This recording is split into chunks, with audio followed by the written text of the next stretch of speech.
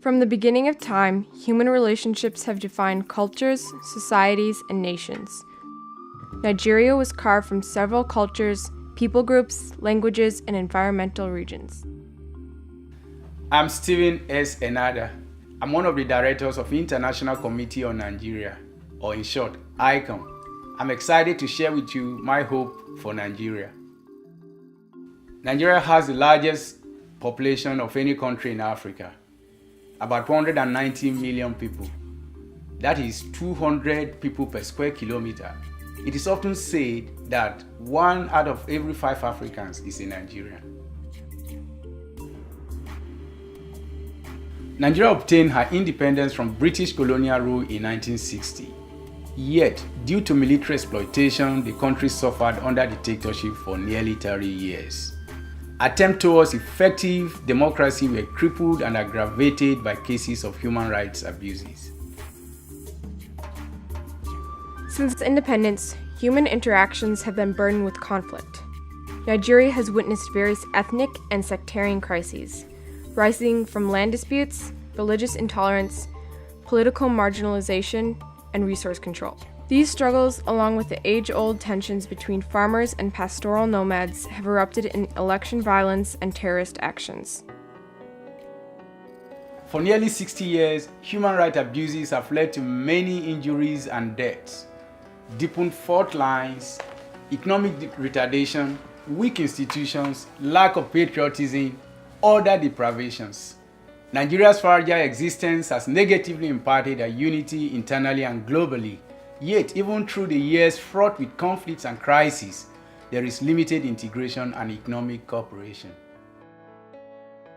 Individuals longing to contribute to their local community and the larger society are often oppressed, overwhelmed by injustice and violence. How can state institutions and other civil society groups promote individuals' rights, federal laws, and the well-being of humanity in Nigeria? How can citizens of Nigeria flourish within the structure of their government? The land that lies within Nigeria's borders is full of rich resources that can nourish individuals and support the entire nation and beyond. Who will advocate for religious freedom, human dignity, rights to life, and protection against ethnic and religious persecution? Each region has recorded some measure of economic growth through businesses and industries, but the majority of the population is involved in the informal sector such as petty trading, farming, and pastoralism. The latter is comprised of nomadic Fulani herdsmen pastoralists who migrate with their herds seasonally. They rarely claim national allegiance and often have no specific homeland. After the jihad led by Usman Dan Fodio in the 19th century, they were assimilated into Nigerian culture under the title Hausa Fulani. Since the jihad, the nomadic Hausa Fulani pastoralists followed traditional migration routes along with their herds. Local farmers usually allowed these herds to glean and provide fertilizer for their fields. Minor conflicts between these two groups arose from time to time but resolved amicably.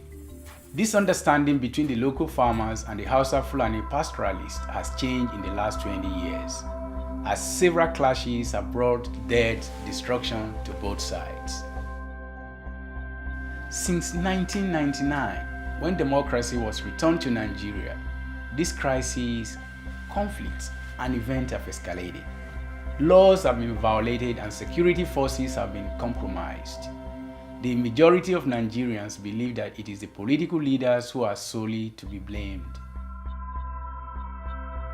It's apparent that the herdsmen pastoralists and local farmers do not even know their rights nor the responsibilities of their actions.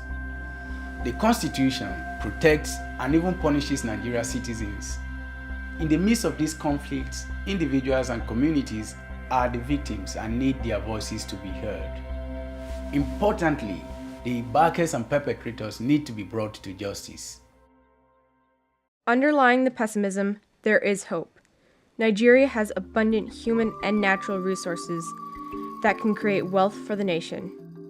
Nigeria needs to have a group of committed citizens and other nationalities that will join forces and resources in order to give voices to the oppressed and minority groups in Nigeria, regardless of their religion, ethnicity, gender, creed, or social orientations.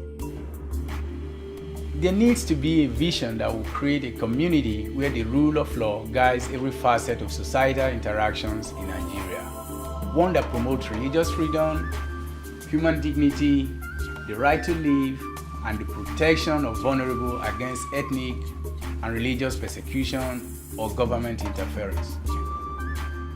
The goal should be to build coalitions with other organizations across issues that affect the vulnerable in Nigeria. Create awareness on the underreported crimes committed against those oppressed and minority groups in Nigeria. Provide accurate statistics on killings, persecutions, fault lines, and other drivers of violence in Nigeria.